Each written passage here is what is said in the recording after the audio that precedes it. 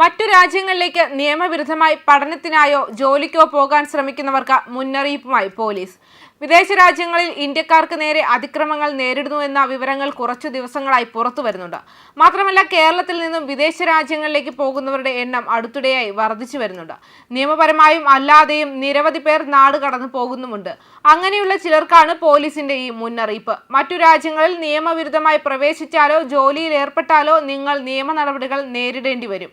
അത് നിങ്ങൾ അവിടെ ജയിലിലാകുവാനും വലിയ പിഴ അടയ്ക്കാൻ കാരണമാകുമെന്നും കേരള പോലീസ് ഔദ്യോഗിക ഫേസ്ബുക്ക് പേജിൽ പങ്കുവച്ച കുറിപ്പിൽ വ്യക്തമാക്കുന്നു.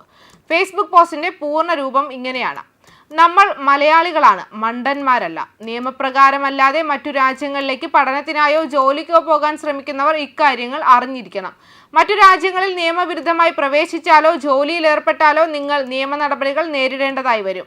അത് നിങ്ങൾ അവിടെ ജയിലിലാകുവാനും വലിയ പിഴ അടയ്ക്കാൻ ബാധ്യസ്ഥനാകുവാനും കാരണമാകും. അനധികൃതമായി കുടിയേറ്റപ്പെട്ടവർ യാതൊരു കാരണവശാലും സ്വന്തം രാജ്യത്തോ പ്രവേശിക്കപ്പെട്ട രാജ്യത്തോ അംഗീകരിക്കപ്പെടുന്നില്ല. നിയമപ്രകാരം പ്രവാസത്തിൽ ഏർപ്പെട്ടവർക്കുള്ള യാതൊരു സഹായ സൗകര്യങ്ങളും അത്തരക്കാർക്ക് ലഭിക്കില്ല.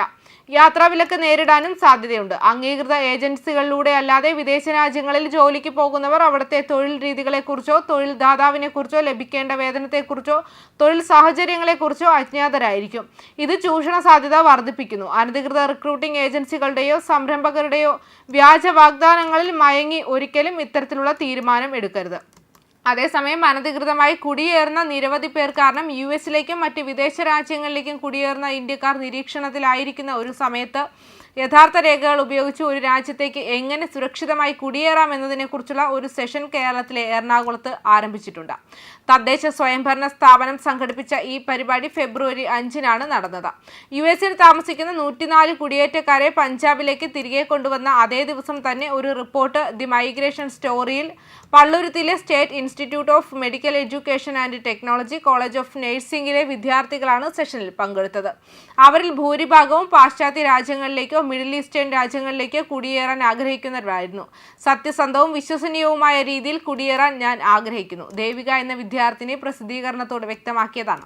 ഇന്ത്യൻ വിദേശകാര്യ മന്ത്രാലയത്തിന്റെ പ്രൊട്ടക്ടർ ഓഫ് എമിഗ്രൻസിൽ നിന്ന് യഥാർത്ഥ ഏജൻസികൾക്ക് ഓവർസീസ് റിക്രൂട്ട്മെന്റ് ലൈസൻസ് ലഭിക്കുമെന്ന് മനസ്സിലാക്കിയതോടെ വ്യാജ ഏജൻസികളെ എങ്ങനെ കണ്ടെത്താമെന്ന് വിദ്യാർത്ഥികൾക്ക് പഠിപ്പിക്കുകയും ചെയ്തു.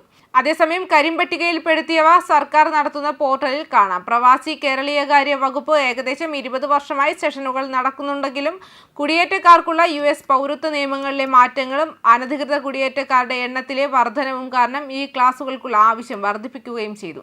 വിദേശത്ത് ഈ തൊഴിൽ ജോലി ചെയ്യുന്ന ഇന്ത്യക്കാരുടെ എണ്ണം കൂടുതലായതിനാൽ നഴ്സിംഗ് വിദ്യാർത്ഥികളാണ് പ്രോഗ്രാമിൽ ഏറ്റവും കൂടുതൽ താല്പര്യം കാണിക്കുന്നത്. ഏകദേശം 6,40,000 ഇന്ത്യൻ നഴ്സുമാർ വിദേശത്ത് ജോലി ചെയ്യുന്നു. ഇത് നഴ്സുമാരെ അയക്കുന്നതിൽ ഇന്ത്യയെ മുൻനിര രാജ്യങ്ങളിൽ ഒന്നാക്കി മാറ്റുകയും ചെയ്യുന്നു. വിദേശത്ത് ജോലി ചെയ്യാൻ ആഗ്രഹിക്കുന്ന നഴ്സുമാർക്ക് നിർണായകമായ ഒരു തയ്യാറെടുപ്പ് ഘട്ടമായാണ് നോർക്കയുടെ സെഷനുകൾ പ്രവർത്തിക്കുന്നതെന്നും പരിശീലകരിൽ ഒരാൾ വ്യക്തമാക്കി. 1996-ൽ സ്ഥാപിതമായ നോർക്കയുടെ സെക്രട്ടറി വ്യക്തമാക്കി. മുൻപ് പരാതിയിൽ ലഭിച്ചതിനു ശേഷം മാത്രമേ അവർ പ്രവർത്തിച്ചിരുന്നുള്ളൂ, കൂടുതൽ പ്രതിപ്രവർത്തന അടിസ്ഥാനത്തിൽ. എന്നാൽ ഇപ്പോൾ അവർ മുൻകരുതലുകൾ നടപടികൾ സ്വീകരിക്കുമെന്ന് പ്രതീക്ഷിക്കുന്നു. കഴുത വഴി അമേരിക്കയിലേക്ക് കടന്ന അനധികൃത ഇന്ത്യൻ കുടിയേറ്റക്കാരെ നാടു കടത്തുന്നത് ആളുകളെ വിദേശത്തേക്ക് അയക്കാൻ ട്രാവൽ ഏജന്റുമാർ ഉപയോഗിക്കുന്ന നിയമവിരുദ്ധവും അപകടകരവുമായ മാർഗം അടുത്തിടെ വാർത്തകളിൽ ഇടം നേടിയിട്ടുണ്ട്. ഇതോടൊപ്പം വിദേശ രാജ്യങ്ങളിൽ കുടുങ്ങിക്കിടക്കുന്ന ആളുകളെ കുറിച്ചുള്ള റിപ്പോർട്ടുകളും പുറത്തു വരുന്നുണ്ട്. ഈ ആളുകൾക്ക് ജോലിയും ഉയർന്ന ശമ്പളവും വാഗ്ദാനം ചെയ്തിരുന്നു. എന്നാൽ അവിടെ എത്തുമ്പോൾ അവരെ കുറ്റകൃത്യങ്ങളിൽ ഏർപ്പെടാൻ പ്രേരിപ്പിക്കുന്നു. അതേസമയം ഒരു ബിൽ കുടിയേറ്റവും വിദേശികളുമായി ബന്ധപ്പെട്ട വിവിധ സേവനങ്ങൾ, അതായത് രാജ്യത്ത് പ്രവേശിക്കൽ, പുറത്തുകടക്കൽ, താമസം എന്നിവ ലളിതമാക്കാൻ ലക്ഷ്യമിട്ടുള്ള ബിൽ ചൊവ്വാഴ്ച ലോക്സഭയിൽ അവതരിപ്പിക്കുകയും ചെയ്തിരുന്നു. ഭരണഘടനാ വ്യവസ്ഥയുടെ ലംഘനമാണെന്ന് പ്രതിപക്ഷം ആരോപിക്കുകയും ചെയ്തു. ന്യൂസ് ഡെസ്ക് കർമ്മ ന്യൂസ്.